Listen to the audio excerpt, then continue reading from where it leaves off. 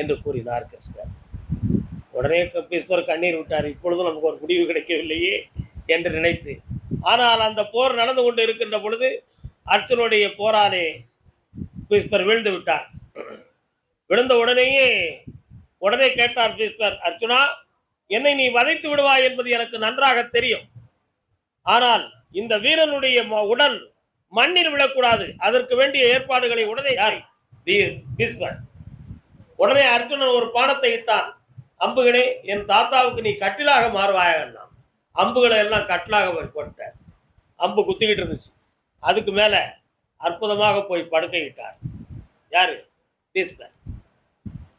உடனே பாண்டவர்கள் எல்லாம் வந்தார். வீரத்தின் மரமே சாய்ந்து விட்டாயே என்று சொல்லி பேசுகிற பொழுது, அர்ஜுனா, நீ கலங்காதவன், தர்மம் உணர்ந்தவன், இந்த உலகத்தையே வழிநடத்தி செல்லக்கூடியவருடைய பாதையிலே நடக்கக்கூடியவன்.